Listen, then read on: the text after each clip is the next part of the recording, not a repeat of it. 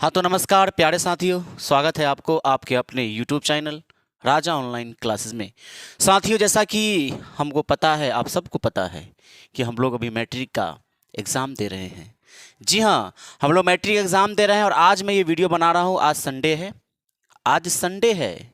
जी हाँ, और इस संडे को आपको एक अच्छा संडे बनाना है, क्योंकि मंडे को यानी कि सोमवार को आपका सोशल साइंस का एग्ज़ाम है। प्यारे साथियों, अभी आपको 3 पेपर हुआ है मात्र। जी हाँ, 3 ही पेपर हुआ है। 300 नंबर का एग्जाम हुआ है। तो ये मत समझेंगे आप कि मैंने एग्जाम दे दिया, ऐसा नहीं है। 300 नंबर का एग्जाम थोड़ी होता है, यहाँ तो 500 नंबर का एग्जाम होता है। एक एग्जाम आपको इंग्लिश का भी देना है, क्योंकि उसका नंबर नहीं जुड़ता, लेकिन देना तो है। तो आज जो ये संडे है, ये संडे आपके लिए एक स्पेशल संडे होना चाहिए। आपके जीवन का, आपके लक्ष्य का एक इतना इंपॉर्टेंट संडे होना चाहिए जिसका जवाब नहीं, जिसमें आप अच्छे तरीके से एक एक मिनट को, एक एक सेकेंड को इतने अच्छे से उपयोग करेंगे कि आज का ये उपयोग कल आपका एक अच्छा भविष्य बना सकता है। जी हाँ साथियों, आज का ये संडे अगर आपने अच्छे तरीके से आपने इसमें उपयोग किया तो ये संडे, आज का एक संडे आपके आने वाले हजारों संडे में इतने अच्छे तरीके से तब्दील कर देगा कि आप कभी सोच भी नहीं सकते। इसलिए अगर मौका मिला है तो ये मौका हाथ से ना जाने पाए। अगर आप चैनल पर पहली बार आए हैं तो चैनल को सब्सक्राइब जरूर कर लीजिएगा। वीडियो प्यारा लगेगा, अच्छा लगेगा तो इस वीडियो को लाइक करके अपने सभी दोस्तों के पास, जो भी मैट्रिक की परीक्षा देने वाले हैं, उन सभी दोस्त के पास वीडियो को शेयर जरूर कीजिएगा। आज इस वीडियो में हम सोशल साइंस के कुछ इंपॉर्टेंट क्वेश्चन लेकर आए हैं। जी हाँ, कल आपका सोशल साइंस का एग्जाम है, तो मैंने सोचा कि क्यों नहीं आज इस संडे में कुछ नए क्वेश्चन, अच्छी इंपॉर्टेंट क्वेश्चन जो एग्जाम्स के पॉइंट ऑफ व्यू से है उसको बताया जाए। प्यारे साथियों, जी हाँ, तो चलिए फटाफट से देर न करते हुए हम देखते हैं कि प्रश्न क्या है। आपके स्क्रीन पे दिख रहा होगा, पहला नंबर क्वेश्चन लिखा हुआ है कि कोयले के विभिन्न प्रकारों के नाम लिखें। कोयला, आप जानते हैं ना कोयला को, तो कोयला के विभिन्न प्रकारों के नाम लिखने के लिए बोल गया है। या फिर आपसे ऐसे भी प्रश्न पूछा जा सकता था कि कोयला कितने प्रकार के होते हैं, नाम लिखिए, ऐसा भी पूछा जा सकता है। देखिए इसका आंसर क्या लिख दिया गया है कि कोयला जो है, कोयला 4 प्रकार के होते हैं। नंबर 1 एंथ्रासाइट, बिटुमिनस, नंबर 3 लिंगराइट और नंबर 4 पीट। ये कोयला के 4 प्रकार हैं। जी हाँ साथियों, कोयला के ये 4 प्रकार है। आपसे अगर सवाल पूछा जाए एग्जाम में, अगर देखने को मिल जाए कि कोयले कितने प्रकार के होते हैं या फिर कोयला के विभिन्न प्रकारों के नाम लिखें, तो आपको ऐसे ही लिखना है चारों का नाम। इसमें से ये जो एंथ्रासाइट है ना, इसमें सबसे अच्छा कोयला एंथ्रासाइट ही होता है। सबसे अच्छा कोयला जो है वह एंथ्रासाइट है। यहाँ पर एंथ्रासाइट का हमने थोड़ा सा मिस्टेक कर दिया, फिर से हम इसको लिख देते हैं एंथ्रासाइट। ठीक है, ये एंथ्रासाइट। तो एंथ्रासाइट सबसे अच्छा है कोयला का।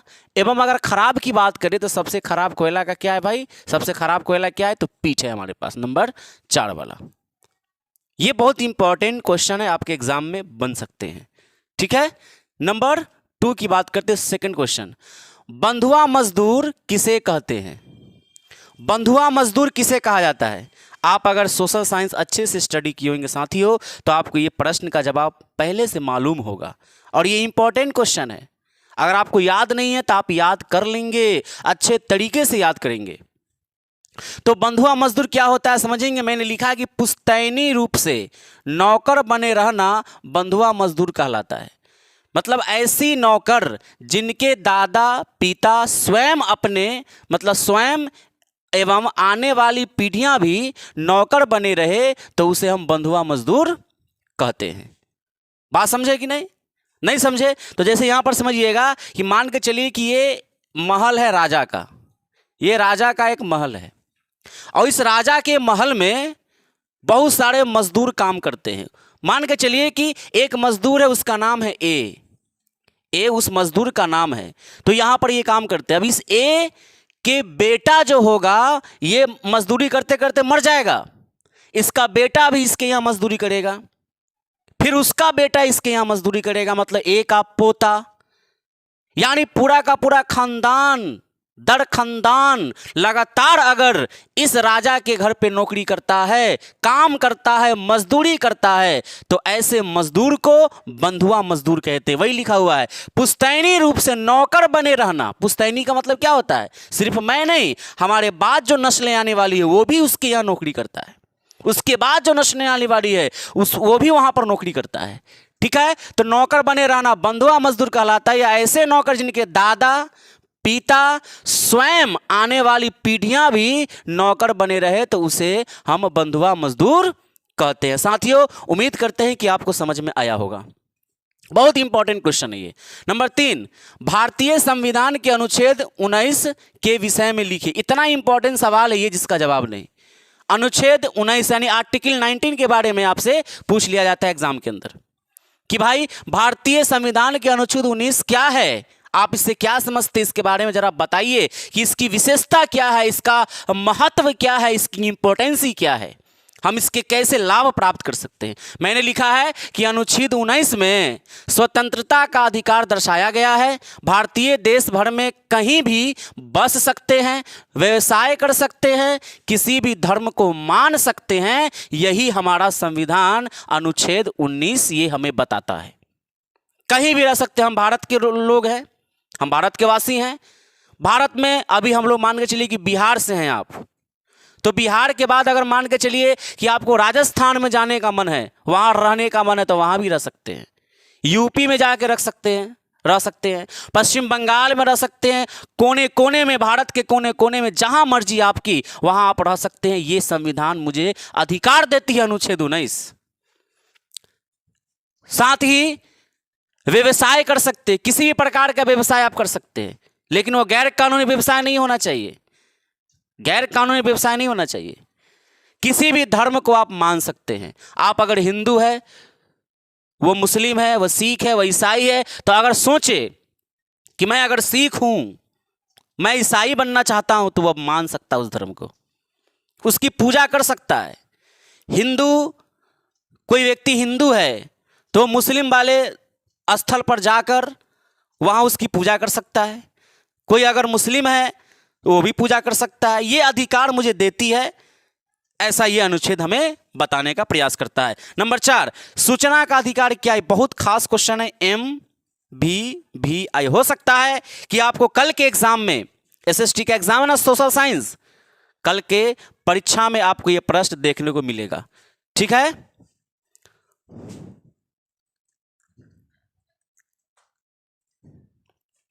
सब्र करो, आ रहे हैं। चलिए अगला प्रश्न देख लेते हैं कि सूचना का अधिकार क्या है। तो सूचना के अधिकार का तात्पर्य नागरिकों को प्राप्त उस अधिकार से है जिसके द्वारा वे सरकार के अधीन किसी कार्यालय से कोई भी सार्वजनिक सूचना प्राप्त कर सकते हैं। भारत में इसकी स्थापना 2005 ईस्वी में हुई थी, पारित किया गया था। अब ये सूचना का अधिकार समझिएगा, बढ़िया से समझा देते हैं। जैसे मान के चलिए कि सरकार बोल दिया कि भाई जितने भी स्टूडेंट है उस सब के खाता में 10,000 रुपया मैंने ट्रांसफर कर दिया। 10,000 रुपया मैंने क्या कर दिया? तो ट्रांसफर कर दिया। अब इसका यह मतलब नहीं कि सरकार कितना सच बोल रहा है, कितना झूठ बोल रहा है। तो आप क्या करेंगे, आपके निजी जहाँ पे गांव है वहाँ पे कार्यालय में जाइए। कार्यालय में जाने के बाद अगर कहिएगा कि भाई साहब आपने कहा कि मतलब स्टूडेंट के खाते में 10,000 रुपये मैंने ट्रांसफर किया, कितने को किया, जरा उसका लिस्ट दिखा दीजिए। ये आपका अधिकार, आप मान सकते हैं, ये आप मांग सकते हैं, इस पर आपको कोई उंगली नहीं उठा सकता है, ये आपका अधिकार बनता है। तो भाई सूचना के अधिकार का तात्पर्य नागरिकों को प्राप्त उस अधिकार से है जिसके द्वारा वे सरकार के अधीन किसी कार्यालय से कोई भी सार्वजनिक सूचना को प्राप्त कर सकते हैं। भारत में 2005 ईस्वी में सूचना अधिकार अधिनियम पारित किया गया था। यह डायरेक्ट आपसे ऑब्जेक्टिव में भी पूछा जा सकता है, यह डायरेक्ट आपसे ऑब्जेक्टिव में सवाल पूछा जा सकता है कि सूचना का अधिकार भारत में कब पारित किया गया, तो कहेंगे 2005 में पारित किया गया। बहुत इंपॉर्टेंट क्वेश्चन। नंबर 5, लोकतंत्र जनता के द्वारा तथा जनता के लिए शासन क्या है? यह आपसे सवाल पूछ लिया गया है, बड़ा खास क्वेश्चन है, फिर से समझिएगा। लोकतंत्र जनता के द्वारा तथा जनता के लिए शासन है, कैसे? भाई मैंने लिखा कि जनता के बीच के लोग प्रतिनिधि बनने के लिए चुनाव में खड़े होते हैं। भाई चुनाव नहीं होता, इलेक्शन। मान के चलिए कि वहां पर 2 लोग या 3 लोग चुनाव लड़े, एक का नाम था ए, दूसरा का नाम है बी और तीसरा का नाम है सी। ये 3 लोग इलेक्शन में खड़ा हुए, ठीक है। होने के बाद जैसे मुखिया बनते हैं, विधायक बनते हैं ना आपके गांव ग्राम के अंदर, आपके प्रखंड में, आपके सभा में के अंदर, विधानसभा बनते हैं ना सब कोई। तो वही चीज़ यहाँ पर लिखा हुआ है कि लोकतंत्र, जैसे 3 लोग आपके जो है इलेक्शन में खड़े हो गए, होने के बाद क्या हुआ, हम आपको अगर वोट देंगे तो कुछ वोट ए को मिलेगा, कुछ वोट बी को मिलेगा, कुछ वोट सी को मिलेगा। जिसको ज़्यादा वोट होगा वो जीत जाएगा। भाई वो इलेक्शन जीत गया, यानी कि वो बन गया प्रतिनिधि। किसका प्रतिनिधि? तो जनता का प्रतिनिधि। जनता मतलब हम लोग जो वोट देकर उसको हम जिताए हैं। तो जिसको मैंने जिताया वो प्रतिनिधि हो गया। तो जनता के बीच के लोग प्रतिनिधि बनने के लिए चुनाव में खड़ा होते हैं। भाई ये जो लोग हैं ABC, ये हमारी ही समाज के ना कोई व्यक्ति होते हैं। कोई मुखिया में खड़ा हुआ तो हमारे समाज के ही व्यक्ति होते, एक जनता के ही लोग होते हैं, एक जनता ही होते, वो भी आम जनता खड़ा होते हैं। खड़ा होने के बाद जनता जिन्हें चुनती है वे जनप्रतिनिधि जनता के लिए काम करते। इस प्रकार जनता द्वारा जनता का शासन होता है। नहीं समझे बात? जैसे मैंने ए को जिता दिया, ए भाई जीत गया, तो ये हमारे मतलब इसको मैंने जिताया, जनता ही इसको वोट दिया, मैंने चुना इसको, तो मैंने इसको जब चुन लिया तो ये प्रतिनिधि बन गया। अब ये प्रतिनिधि काम किसके लिए करेगा? जनता के लिए काम करेगा, यानी मेरे लिए काम करेगा। जो वोट दे रहा है उसके लिए काम करेगा। वही चीज लिखा हुआ है कि जनता के बीच के लोग प्रतिनिधि बनने के लिए चुनाव में खड़ा होते हैं और जनता जिन्हें चुनती है वे जनप्रतिनिधि जनता के लिए काम करते हैं। इस प्रकार जनता के द्वारा जनता का शासन होता है। यही आपसे प्रश्न पूछा था कि लोकतंत्र जनता का जनता के द्वारा तथा जनता के लिए शासन है कैसे। नंबर 6, सांप्रदायिकता क्या है? सांप्रदायिकता क्या है? बहुत खास प्रश्न, और मैं आपको जानकारी दे दूं कि एक ऐसा क्वेश्चन है जो एग्जाम में तो बनता ही बनता है, लेकिन आपको भी इसका अर्थ, मीनिंग, शब्द इसके बारे में पता होना चाहिए। अगर पता है तब आप कभी भी एक दूसरे को देखकर एक दूसरे को निम्न नहीं समझेंगे, एक दूसरे को हमेशा रिस्पेक्ट करेंगे। कभी झगड़ा, कभी लड़ाई, कभी किसी तरीके का कोई भी दोष अगला को नहीं लगाएंगे आप। देखिए, सांप्रदायिकता भारतीय समाज की एक बहुत बड़ी समस्या है, एक बहुत बड़ी समस्या, बहुत बड़ी प्रॉब्लम है, ठीक है। जिन्हें समाज को न केवल कमजोर किया है बल्कि अनेक समस्याओं को जन्म दिया है।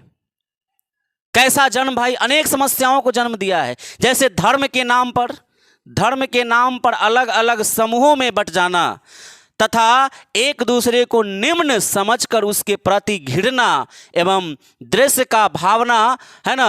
की भावना को विकसित करना ही सांप्रदायिकता कहलाता है। समाज में अलग अलग लोग, जैसे आप हिंदू है, मैं मुस्लिम हूँ, मैं सिख हूँ, आप ईसाई है, तो मैं और आप एक समाज में रहने वाले हैं। तो हम क्या किए कि भाई मुस्लिम वाले लोग एक तरफ बन गए, एक समूह में बट गए, और वह हिंदू वाले लोग एक समूह में बट गए, और हिंदू का आदमी न मुस्लिम वाले इलाका में जा रहा है, न मुस्लिम वाला आदमी हिंदू के इलाका में जा रहा है। ये सांप्रदायिकता है। धर्म के नाम पर अलग अलग समूह में बट जाना है, एक दूसरे को पसंद नहीं करना, एक दूसरे को मतलब जैसे लगता हो कि दुश्मनी की बीज बोना, इस तरीके से, है ना। तो वही लिखा हुआ है कि सांप्रदायिकता भारतीय समाज की एक बहुत बड़ी समस्या है, जिन्हें समाज को न केवल कमजोर किया है बल्कि अनेक समस्याओं को जन्म दिया। धर्म के नाम पर अलग अलग समूहों में बंट जाना तथा एक दूसरे को निम्न समझकर उसके प्रति घृणा एवं द्वेष की भावना को विकसित करना ही सांप्रदायिकता कहलाता है। प्यारे साथियों, ये रहा आज का 6 क्वेश्चन। हो सकता है कि आपके एग्जाम में इसको देखने को जरूर मिलेगा, मुझे आप जरूर बताएंगे एग्जाम के बाद। और आज ये संडे खाली हाथ नहीं जाना चाहिए। इस संडे को एक स्पेशल संडे आप बनाइएगा। अभी बहुत समय बाकी है ना। खूब पढ़ाई कीजिए और अच्छे तरीके से मंडे के लिए तैयार हो जाइए। फिर ट्यूसडे के लिए तैयार रहिएगा।